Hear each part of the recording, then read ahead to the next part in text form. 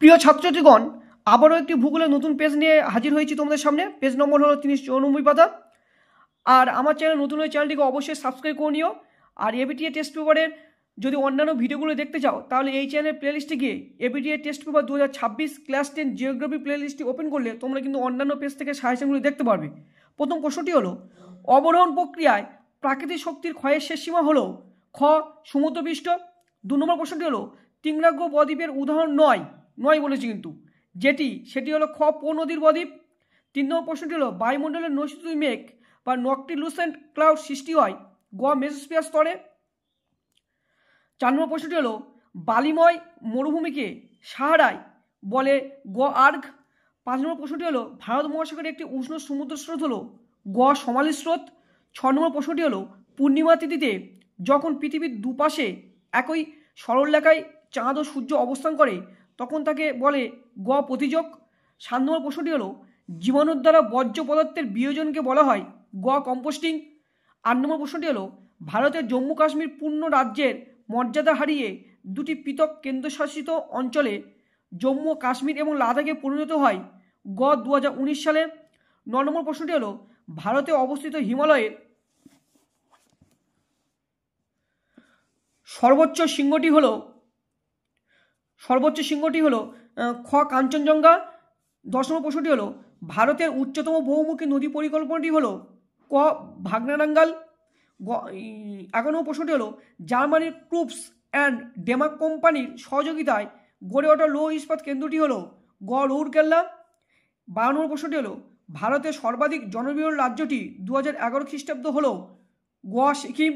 13 নম্বর প্রশ্নটি হলো, ভারতে যে মৃত্তিকায় টাইটানিয়াম অক্সাইডের আধিক্য দেখা যায় খ ল্যাটেরাইট মৃত্তিকা। 14 নম্বর প্রশ্নটি হলো, ভারতের জরিপ বিভাগের সার্ভে অব ইন্ডিয়া সর্বশেষ প্রকাশিত টোপোগ্রাফিক্যাল মানচিত্রের আরএফ স্কেল হলো ঘ 1:25,000। এখন আমরা 2 নম্বর থেকে প্রশ্নগুলি দেখে নেব। প্রথম প্রশ্ন শুদ্ধ অশুদ্ধ। প্রথম প্রশ্নটি হলো, ভারতের অভ্যন্তরীণ বিমান চলাচল সংস্থা এয়ার ইন্ডিয়া, এটি সঠিক। 2 নম্বর প্রশ্নটি হলো, ভারতের সর্বাধিক কফি উৎপাদিত হয় তামিলনাড়ুতে, ভুল। বর্জ্য ব্যবস্থাপনা নিষ্কাশন পদ্ধতিতে গ্যাসীয় বর্জ্য অপসারণ করা হয়, একদম ভুল। 4 নম্বর প্রশ্নটি হলো, বহির্বিধত সমভূমি নদী দ্বারা ব্যবচ্ছিন্ন হলে তাকে বলে ভ্যালিড টেন, ঠিক। 5 নম্বর প্রশ্নটি হলো, আইন বায়ুর প্রভাবে ভূমধ্যসাগরীয় জলবায়ু অঞ্চলে শীতকালে বৃষ্টিপাত হয়, ভুল।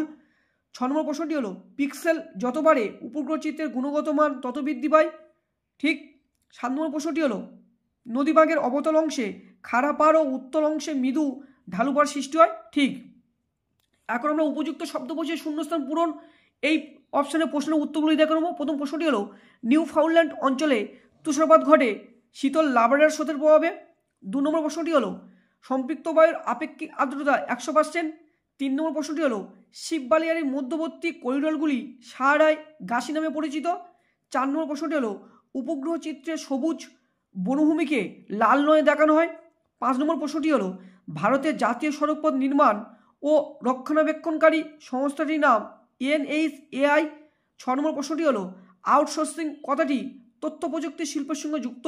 7 নম্বর প্রশ্নটি হলো, ভারতের দীর্ঘতম সেচখাল ইন্দিরা গান্ধী খাল। এখন আমরা একটি বা দুটি শব্দে উত্তর দাও এইসব প্রশ্নের উত্তরগুলি দেখে নেব। প্রথম প্রশ্নটি হলো, বরফমুক্ত পর্বতের শীর্ষদেশকে কি বলে? নোনাটাক্স। 2 নম্বর প্রশ্নটি হলো, বায়ুমণ্ডলের কোন গ্যাস ওপরে অবস্থান করলে মিত্র কিন্তু নিচে অবস্থান করলে শত্রুর কাজ করে? উত্তরটি হলো ওজোন। 3 নম্বর প্রশ্নটি হলো, পৃথিবীর কোনো স্থানে মুখ্য জোয়ারের কতক্ষণ পর আবার ওই স্থানে মুখ্য জোয়ার হয়? উত্তরটি হলো 12 ঘন্টা 26 মিনিট। 4 নম্বর প্রশ্নটি হলো, কৃষি জমিতে ব্যবহৃত রাসায়নিক সার ও কীটনাশক দ্বারা জলভূমির জলদূষণ ঘটলে তাকে কি বলে? উত্তরটি হলো ইউট্রোফিকেশন। 5 নম্বর প্রশ্নটি হলো, অরুণাচল প্রদেশে হিমালয়ের চুলের কাঁটার ন্যায় বাঁক নিয়ে দক্ষিণের প্রসারিত অংশকে কি বলে? উত্তরটি হলো সিনট্যাক্সিয়াল বাঁক। ভালো করে বলছি, সিনট্যাক্সিয়াল বাঁধ। এটা কিন্তু কয় দন্তের সহ হস্যই আছে। 6 নম্বর প্রশ্নটি হলো, ভারতের সর্বাধিক বন্যাপ্রবণ অঞ্চল কোনটি? উত্তরটি হলো অসমের ব্রহ্মপুত্র নদের অববাহিকা। 7 নম্বর প্রশ্নটি হলো, রেটুন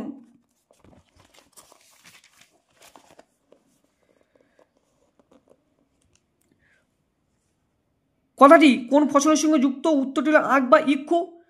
8 নম্বর প্রশ্নটি হলো ভারতের উত্তর দক্ষিণ ও পূর্ব পশ্চিম করিডর এনএস ও ইডব্লিউ এই দুটি সড়কপথ কোথায় একে অপরকে অতিক্রম করেছে? উত্তর হলো ঝাঁসি। বাম দিকের সঙ্গে ডান দিকগুলি মিলিয়ে লেখো। চিত্তরঞ্জন রেল ইঞ্জিন, ভারতের silicon valley Bengaluru, Nilgiri Dodabetta, Gurgaon motor গাড়ি।